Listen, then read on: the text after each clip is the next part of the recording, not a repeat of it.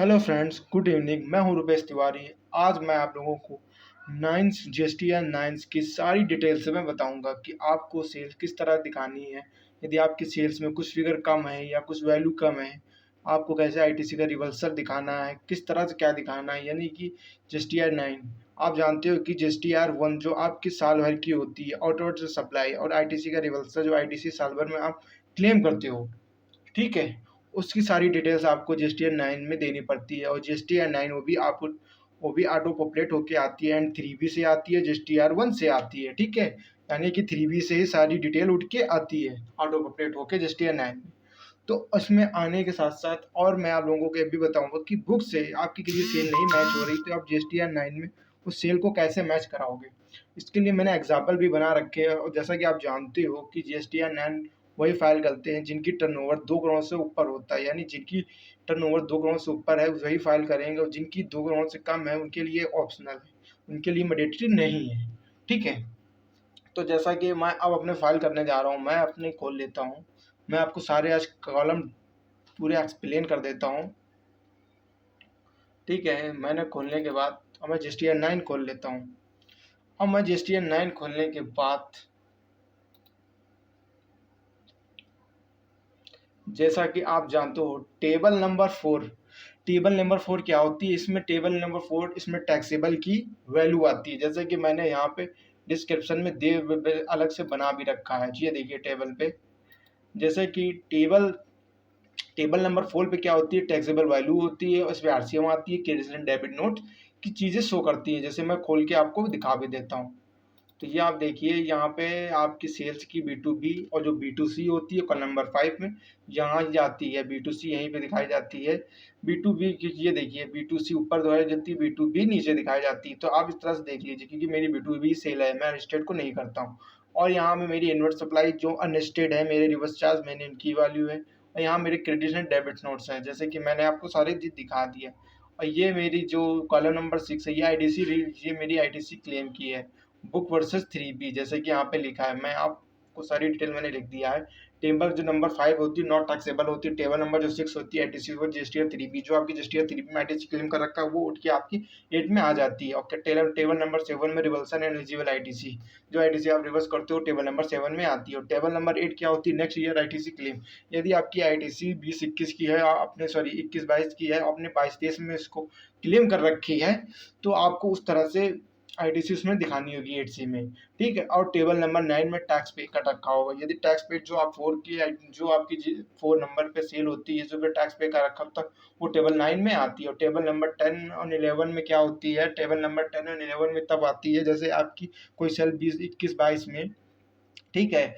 आपने वो मैं ही आपको एक्सप्लेन से समझा रहा हूँ, आप समझ लें। नेक्स्ट ईयर की सेल्स होती है, यानी 21-22 की सेल आपने 22-23 में दिखाया हो। और कॉलम नंबर 12 क्या होती है, नेक्स्ट ईयर आईटीसी रिवर्सल की। यदि आपने 21-22 की आईटीसी आपने यह क्लेम की है 22-23 में, या आपने रिवर्सल की है, तो आपको कॉलम नंबर 12-13 को टच करना होगा। और टेबल नंबर जो 14 होता है वो आपको तब आएगा। टेबल नंबर 14 आप तब इस्तेमाल करोगे जब आप अगली, जैसे कि आप किसी आपने नेक्स्ट फाइनेंशियल यानी 22-23 में दिखाई, जब आपने 22-23 में कॉलम नंबर 10 को टच किया तो आपको 14 को भी टच करना पड़ेगा, तो उसमें भी आपको दिखाना पड़ेगा। तो मैं आपके एक से एग्जाम्पल ही लेके आया हूँ, मैंने इसका बना भी रखा है। याद रखिए जो आप टेबल मैंने दिए इसको आप ध्यान से पढ़ लीजिए, ठीक है। मैंने इसलिए लिख दिया, आप इसको ध्यान से एक बार वीडियो देख सकते हो। मैं नेक्स्ट सीट पे आता हूँ, ठीक है। यहाँ मैंने देखिए एक टेबल बना रखा है जीएसटी 9 के नाम से। बुक में सेल देखिए वैल्यू आपकी कोई भी होती है वो आपने मैच कर लीजिएगा, ठीक है। मैं एक नॉर्मल वैल्यू ले लेता हूँ, बहुत ही कम वैल्यू, जैसे कि 3000 रुपये मैंने दिखा दिया मेरी बुक में सेल है। आप इसको बहुत ध्यान से देखिए, जैसे कि आप समझ लो, क्योंकि मैं अभी जीएसटी 9 में नहीं जाता हूँ, मैं आपको एग्जाम्पल से सारी समझाता हूँ। जैसे कि मैं जान चुका हूँ कि आप टेबल की सारी जानकारी लेके बैठे हुए हैं, ठीक है। यानी आपने रिमेंबर कर लिया कौन से टेबल में क्या जाना है, आपको पता है, ठीक है। मैंने इसलिए बता दिया उसमें। अब मैं आपको बताता हूँ बुक में आपकी सेल कितनी है, 3000 रुपये। और जीएसटीआर जो 3B 21-22 में गई है वो भी 3000 रुपये गई है। और जीएसटीआर 1 में भी आपकी सेल कितनी गई है, 3000 रुपये, यानी कि आपकी सब में सही गई। तो आप किस टेबल में दिखाओगे, ठीक है। सबसे पहले आप टेबल 4 में क्या दिखाओगे, 3000 रुपये, ठीक है। और टेबल 9 में भी आप 3000 रुपये दिखाओगे। बाकी आपको कोई टेबल में कुछ नहीं दिखाना है। अब नेक्स्ट आ गया है आप ये देखिए 3000 रुपये आपकी बुक सेल है और GSTR 3B में आपकी कितनी गई है 2800 रुपये, और GSTR 1 में भी 2800, ये 21-22 में गई हुई है, और 22-23 में मैं मान के चल रहा हूँ स्पेसिफाइड, यानी कि आपने सितंबर से पहले, क्योंकि सितंबर तक ही अब ITC क्लेम कर सकते हो, वो भी 21-22 की, उसके बाद अब नहीं क्लेम कर सकते हो। मैं मान के चलता हूँ कि आपने सितंबर से पहले ही 22-23 में ये ITC अवेल कर रखा है 200 रुपये, सॉरी ये सेल दिखा रखा है, मैंने ITC नहीं, मैं जो सेल का बताऊँ तो सेल आपने दिखा रखा है, ठीक है, 22-23 में ही आपने सेल दिखा रखा है, ठीक। तो ये जो आपने सेल दिखा रखा है 22-23 में, ठीक है, तो सबसे पहले आपको किस कॉलम में ले जाना, जाहिर है कि आपने 200 रुपये कब दिखाया है 22-23 में, तो आपको कॉलम नंबर कौन टच करना पड़ेगा, कॉलम नंबर आपको कौन सा टच करना पड़ेगा बताइए, कॉलम नंबर आपको 10 टच करना पड़ेगा, जो 200 रुपये की सेल है आप कॉलम नंबर किस में दिखाओगे, 10 में और टेबल नंबर 14 में, ठीक है, ये आपको 200 रुपये यहाँ पे दिखा देने हैं, ठीक है। अब आ जाता है तीसरा 3000 रुपये, ठीक है, और 21-22 में आपने 2800 रुपये पे कर दिए 21-22 में, ठीक है, और 22-23 में आपने 200 रुपये आपने दिखाया ही नहीं। अब वो 200 रुपये आपने कब दिखाया, वो आपने GST 9 में कैसे दिखाओगे, तो आप बन के चलो, ठीक है, ये टेबल नंबर 4 पे आप 200 रुपये दिखा दोगे, यानी कि आप टोटल दिखा दोगे कितने 3000 रुपये, टोटल आप दिखा दोगे यहाँ पे 3000 रुपये, ठीक है। टेबल नंबर 9 में जब टेबल नंबर आप 4 में डालोगे तो टेबल नंबर आप 9 में आपकी लायबिलिटीज क्रिएट हो जाएगी, ठीक है, यानी कि आपकी जो टैक्स की वैल्यू वो बढ़ जाएगी, तो वो आपको पेमेंट क्या कि DRC 3G से कर देनी है, तो टेबल 9 में भी आपको कितनी वैल्यू डालनी 3000 रुपये, ठीक है, और आपको ना कि टेबल नंबर 10 छूना है, ना ही आपको टेबल नंबर 14 छूना है, आपको यहाँ पे कितना डाल देना है 200 रुपये, जो आपने कभी नहीं दिखाई, ठीक, क्लियर, तो ये क्लियर हो गया। फिर चौथा एग्जाम्पल आ जाता है, यदि आपकी बुक में 3000 रुपये सेल है, ठीक, और 21-22 में आपने कितना दिखाया 2800 रुपये, ये ध्यान रखना, बहुत अच्छा एग्जाम्पल है, और 2800 रुपये आपने 21-22 में दिखाया, GSTR 3B में भी दिखाया, GSTR 1 में दिखाया, और आपने 22-23 में कितना 150-150 रुपये, अब 50 रुपये आप कहाँ दिखाओगे, अब बहुत ध्यान से बात है, जैसे कि ऊपर एग्जाम्पल, अब आप कैसे दोगे, ध्यान से सुनो, सबसे पहले आप टेबल नंबर 4 में क्या दिखाओगे 2850, ठीक है, और टेबल नंबर 9 में, क्योंकि 50 रुपये पे आपका क्या टैक्स लाइबिलिटीज क्रिएट हो जाएगी, तो यहाँ पे भी आप 2850 रुपये डालोगे, और टेबल नंबर 10 में क्या डालोगे, आपने जो 22-23 में अपनी सेल दिखाई है 150 रुपये की वो दिखाओगे, और टेबल नंबर आपको 14 का भी दिखा देनी होगी टैक्स की वैल्यू, और टेबल नंबर आपको DRC 3G से कितने का पेमेंट किया 50 रुपये का, तो आपको ये दिखा देना है, ठीक है, डेट्स क्लियर, ये भी वैल्यू आपको क्लियर हो जानी चाहिए, जैसा कि आप जानते हो कि 21-22 में आपकी कितनी थी 2800 रुपये,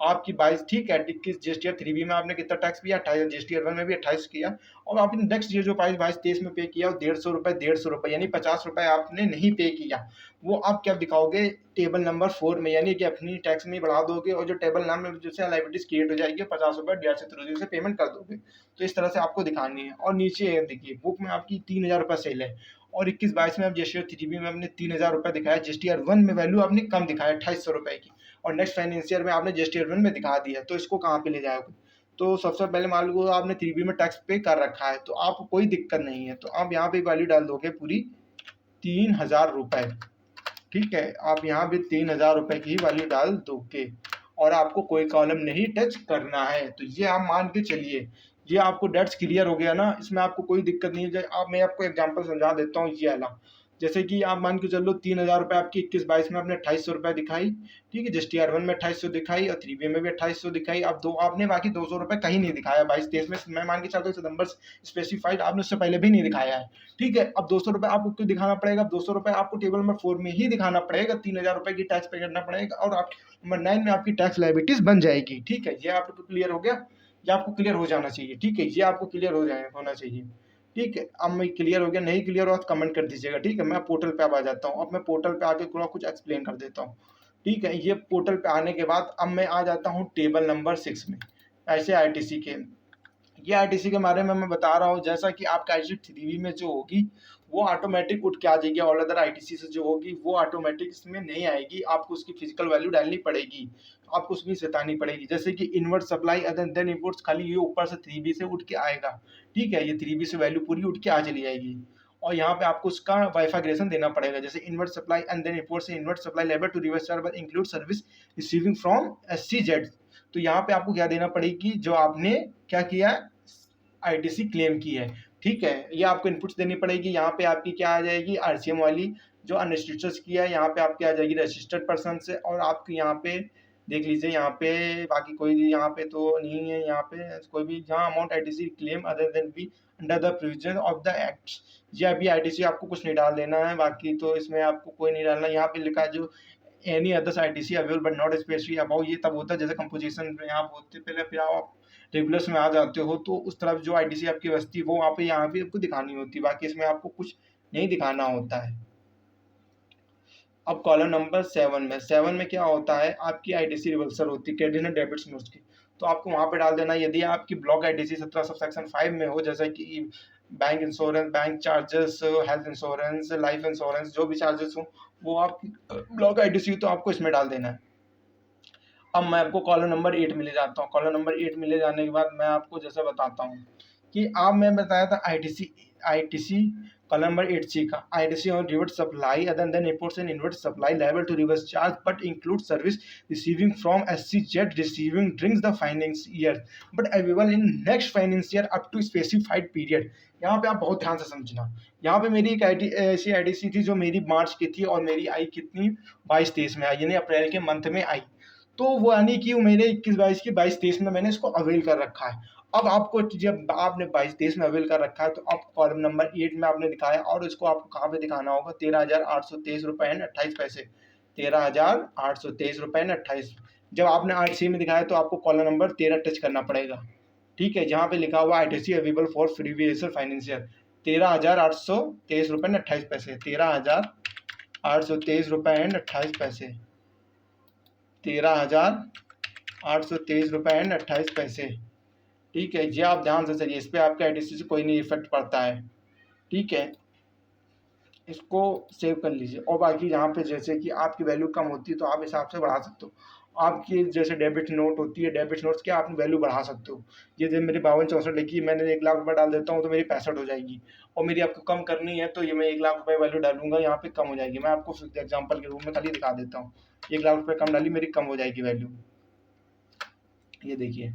तो इस तरह से आप बढ़ा सकते हो, यहीं से टैक्स लायबिलिटी क्रिएट कर सकते हो, आप 10 में दिखा सकते हो। यदि आपने 21-22 में इसको पे कर रखा है तो आपको यहाँ पे दिखाना है, मैंने बहुत क्लियर ही समझा दिया आपको एक्सप्लेन से, ठीक है।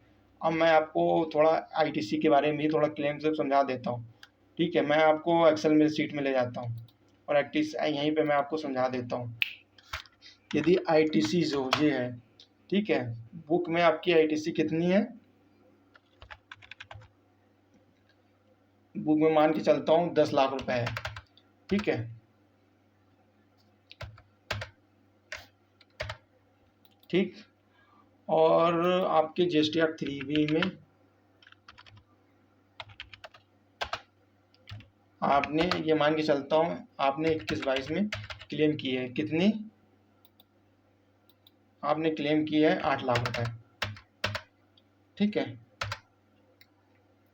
आपने 8 लाख रुपए क्लेम की, और जो 2 लाख रुपए आपने क्लेम की है वो आपको कहाँ पे दिखाना है, तो कॉलम नंबर सबसे पहले आपको क्या दिखाना है, 22-23 में कैसे दिखाना है, ये मान के चलिए, ये 22 एंड 23 को आपको दिखाना पड़ेगा। सबसे पहले आपको कॉलम टच करना पड़ेगा 8C में आपको दिखा देने होंगे 2 लाख रुपए, ठीक है। और आपको कॉलम 8C में दिखाने के बाद आपको कॉलम नंबर 13 में ले जाना है, 13 में आपको दिखा देने हैं कितने, 13 में आपको दिखा देने हैं 2 लाख रुपए,